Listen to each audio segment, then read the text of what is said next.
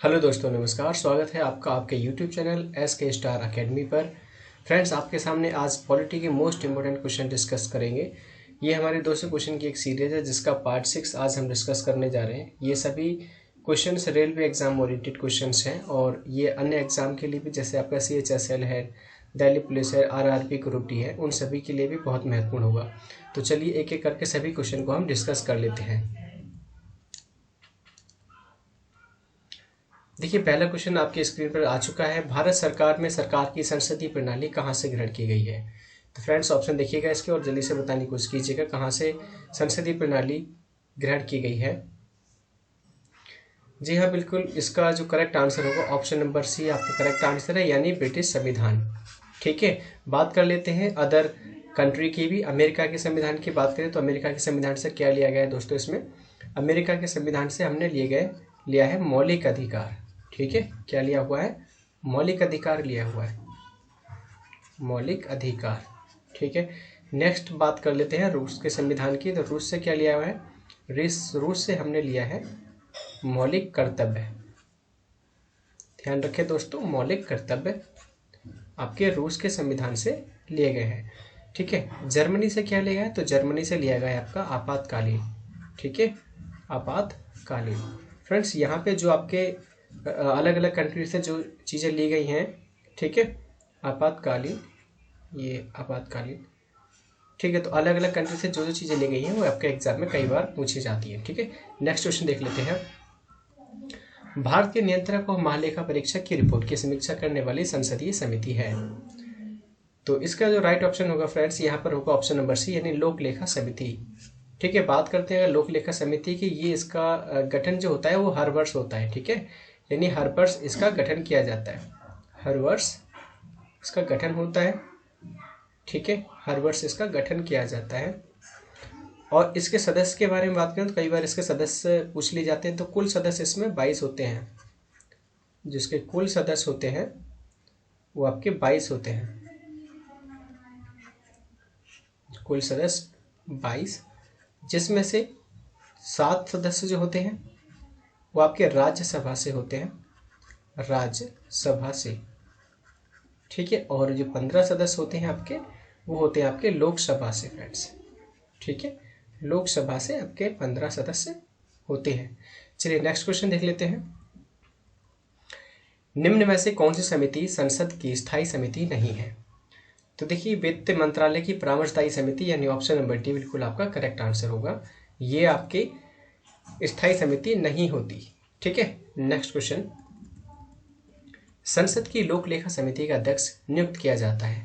तो फ्रेंड्स, संसद की लोक समिति का जो अध्यक्ष है वो किसके द्वारा नियुक्त किया जाता है?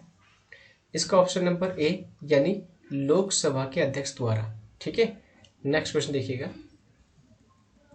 भारतीय संसद में लोक लेखा समिति का अध्यक्ष होता है।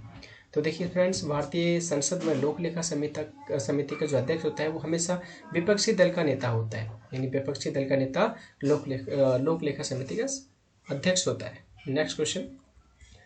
भारतीय संघ में नए राज्य की स्वीकृति कौन देता है?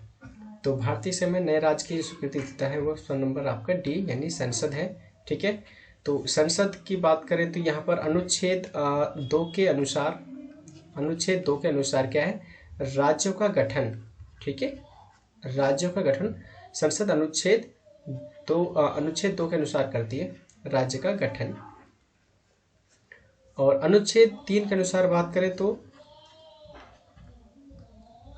अनुच्छेद 3 के अनुसार नए राज्य का निर्माण करती है संसद, नए राज्य का निर्माण।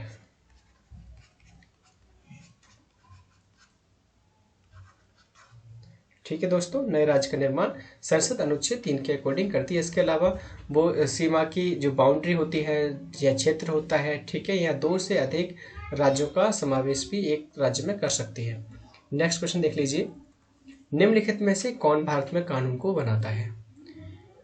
ऑप्शन नंबर सी, राष्ट्रपति और संसद के दोनों सदन। ठीक है, ऑप्शन नंबर सी इसका करेक्ट आंसर है। दोस्त, राष्ट्रपति देश का प्रथम नागरिक होता है। ठीक है, प्रथम नागरिक का अगर क्वेश्चन आपसे पूछा जाता है तो प्रथम नागरिक कौन होता है?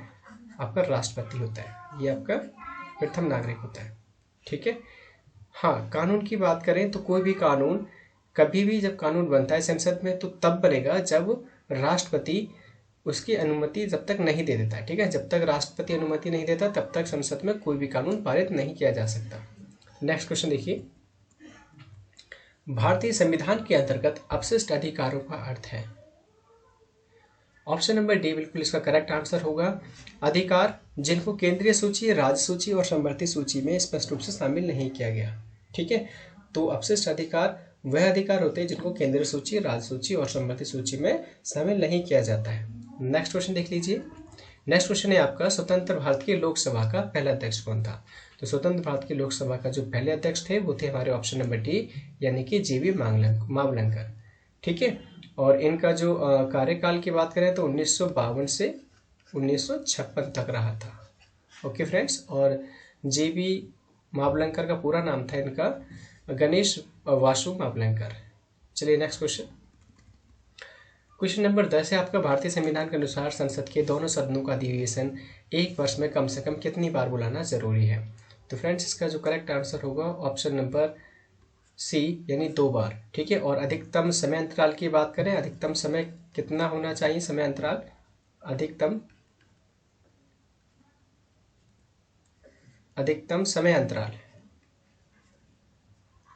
समय अंतराल की बात करें तो वो होगा आपका 6 महीने, ठीक है। ये वाला क्वेश्चन भी बहुत बार एग्जाम में आ चुका है, 6 मंथ्स।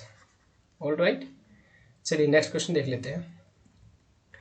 यदि संसद किसी विशिष्ट उद्देश्य के लिए कोई समिति नियुक्त करे तो उसे क्या कहते हैं। तो देखिए ऑप्शन नंबर डी इसका करेक्ट आंसर है तथार्थ समिति, यानी तथार्थ समिति वह समिति होती है जो किसी विशिष्ट उद्देश्य के लिए नियुक्त की जाती है और उद्देश्य खत्म होने पर ये ऑटोमेटिकली समाप्त हो जाती है। नेक्स्ट क्वेश्चन है आपका, मंत्रिपरिषद में शामिल नहीं है। तो ऑप्शन नंबर सी, ठीक है, कैबिनेट सचिव बिल्कुल करेक्ट आंसर होगा। देखिए कैबिनेट मंत्री, राज्य मंत्री और विभिन्न विभाग के मंत्री ये सब मंत्रिपरिषद के ही होते हैं, ठीक है। और मंत्रिपरिषद जो होती है वास्तव में इसको हम मंत्रिपरिषद को ही हम सरकार कहते हैं, ठीक है। तो इसमें जो आपका कैबिनेट सचिव है ये इसमें शामिल नहीं होते। नेक्स्ट क्वेश्चन, केंद्रीय मंत्रिपरिषद के विरुद्ध अविश्वास का प्रस्ताव कहाँ प्रस्तुत किया जा सकता है। तो फ्रेंड्स इसका आंसर दीजिए फटाफट से, जल्दी से देखिएगा। ऑप्शन नंबर जो बी है इसका केवल लोकसभा में बिल्कुल करेक्ट आंसर होगा, ठीक है। यानी लोकसभा में अविश्वास का जो प्रस्ताव है यह प्रस्तुत किया जा सकता है। नेक्स्ट क्वेश्चन देखिएगा, भारत के संविधान की कौन सी अनुसूची राज्यसभा में सीटों के बंटवारे का निर्धारण करती है फ्रेंड्स, ठीक है। तो यहाँ पर ये जो क्वेश्चन है बहुत ही इंपॉर्टेंट क्वेश्चन है, ठीक है। यानी हम इसके क्वेश्चन की बात करें तो ऑप्शन नंबर जो आपका बी है बिल्कुल करेक्ट आंसर होगा फ्रेंड्स, यानी चौथी अनुसूची, ठीक है, चौथी अनुसूची। यहाँ पर अलग अलग अनुसूची के अलग अलग क्वेश्चन आपको एग्जाम में देखने को मिलेंगे। तो यहाँ पे जो सूचियाँ दी हुई हैं सभी के बारे में डिस्कस कर लेते हैं। देखिए तीसरी सूची की बात करें तो तीसरी सूची में क्या दिया हुआ है, तीसरी सूची में आपका आता है शपथ। तीसरी सूची में क्या आता है, शपथ आता है, ठीक है।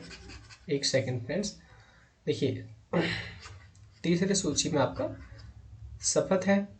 पांचवी अनुसूची की बात करें तो पांचवी अनुसूची में आता है आपका अनुसूचित क्षेत्र, अनुसूचित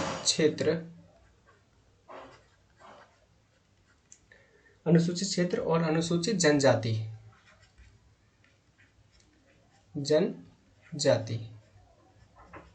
इनके जनजातियों के प्रशासन के नियंत्रण, ठीक है। अनुसूचित क्षेत्र जनजाति के प्रशासन,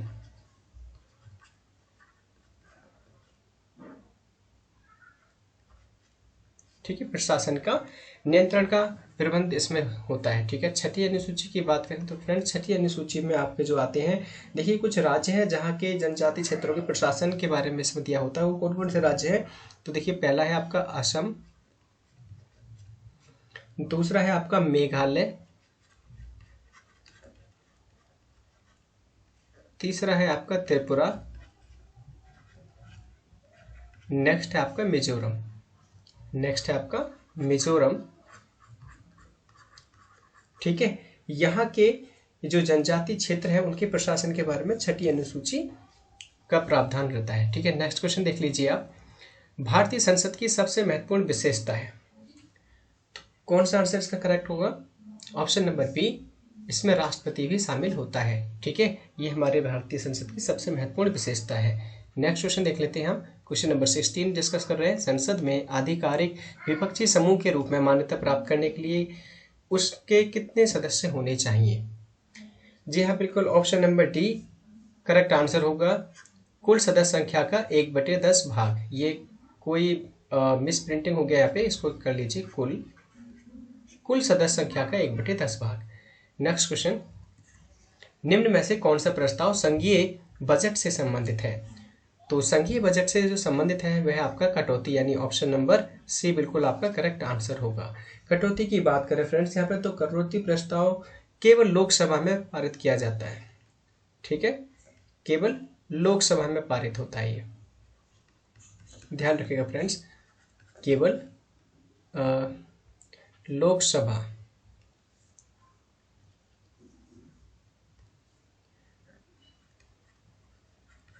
केवल लोकसभा में पेश किया जाता है। ठीक है, या पारित किया जाता है। ठीक है, नेक्स्ट क्वेश्चन देख लेते हैं। नेक्स्ट क्वेश्चन है आपका, कौन सा अनुच्छेद संसद को राज्य सूची के विषय पर कानून बनाने का अधिकार देता है? तो ऑप्शन आपका होगा जो डी नंबर। ठीक है, यानी 249 अनुच्छेद 249 इसका करेक्ट आंसर होगा। इसके अंतर्गत संसद को राज्य सूची के विषय पर कानून बनाने का अधिकार होता है। नेक्स्ट क्वेश्चन देखिएगा। नेक्स्ट क्वेश्चन है आपका, लोकसभा के निर्वाचित सदस्यों की अधिकतम संख्या कितनी हो सकती है? ऑप्शन नंबर डी बिल्कुल करेक्ट आंसर है आपका, 550। नेक्स्ट क्वेश्चन है आपका, निम्नलिखित में से लोकसभा की प्रथम महिला अध्यक्ष कौन है? ठीक है, तो प्रथम महिला अध्यक्ष ये कौन थी? ठीक है, इसको थी कर लेते हैं, अभी नहीं है। ठीक है, कौन थी? तो ये थी आपकी मीरा कुमार। ठीक है, ऑप्शन नंबर ए बिल्कुल करेक्ट आंसर होगा फ्रेंड्स। और यहाँ पे अगर हम महिला अध्यक्ष की बात करें, यहाँ पे ये आपका लोकसभा अध्यक्ष की बात करें फ्रेंड्स, लोकसभा अध्यक्ष, तो अभी लोकसभा अध्यक्ष एट प्रेजेंट में कौन है? आपको सभी को पता होना चाहिए। एट प्रेजेंट जो आपके लोकसभा अध्यक्ष है वो है आपके ओम बिरला। कौन है? ओम बिरला है। ऑलराइट, नेक्स्ट क्वेश्चन देखिए। नेक्स्ट क्वेश्चन है आपका, सदस्य संसद में अपनी सदस्यता गवा देगा यदि वह सत्रों से निरंतर अनुपस्थित रहे। यानी कुल मिला के क्वेश्चन में पूछा गया है कि कोई व्यक्ति अगर अपने संसद में से कुछ दिनों तक अगर अनुपस्थित रहता है, तो मतलब कितने दिनों तक अनुपस्थित रहे जिससे वो अपनी सदस्यता संसद में खो दे। तो ऑप्शन नंबर आप देखिएगा यहाँ पर 21 का, ठीक है, बी जो बिल्कुल आंसर है करेक्ट है, 60 दिन। अगर 60 दिन तक कोई भी संसद का सदस्य अनुपस्थित रहता है तो उसकी सदस्यता ऑटोमेटिकली खत्म कर दी जाती है। नेक्स्ट क्वेश्चन देख लीजिए, लोकसभा अध्यक्ष के वेतन और भत्ते कौन निर्धारित करता है? ठीक है, तो ऑप्शन नंबर डी संसद बिल्कुल करेक्ट आंसर होगा। संसद के द्वारा लोकसभा अध्यक्ष के वेतन और भत्ते निर्धारित किए जाते हैं। नेक्स्ट, निम्न में से कौन सा प्रशासन पर विधायी नियंत्रण के अंतर्गत नहीं आता? फ्रेंड्स, इसका जो राइट आंसर होगा वह है आपका शून्यकाल। ठीक है, शून्यकाल प्रश्नकाल के जस्ट बाद आता है। ठीक है, यानी प्रश्नकाल के जस्ट बाद,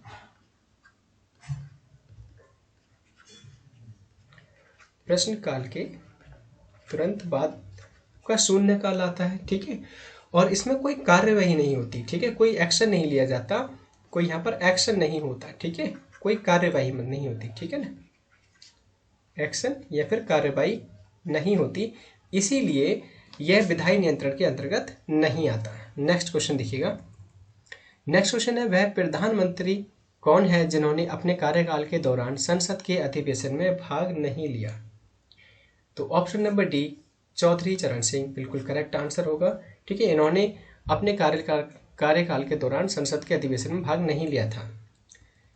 फाइनल जो आपका लास्ट क्वेश्चन है आपका, वह है, किसने कहा था संसदीय लोकतंत्र का अर्थ है एक व्यक्ति और एक मत? Option number C doctor Bhimrao Ambedkar. ठीक है, इसका जो ऑप्शन नंबर सी है डॉक्टर भीमराव अंबेडकर, ये आपका करेक्ट आंसर होगा। फ्रेंड्स, अगर आपको हमारा ये वीडियो पसंद आया हो तो लाइक और सब्सक्राइब करना ना भूलें फ्रेंड्स। चलिए, तब तक के लिए मिलते हैं आपसे अपने नेक्स्ट वीडियो में। तब तक के लिए नमस्कार।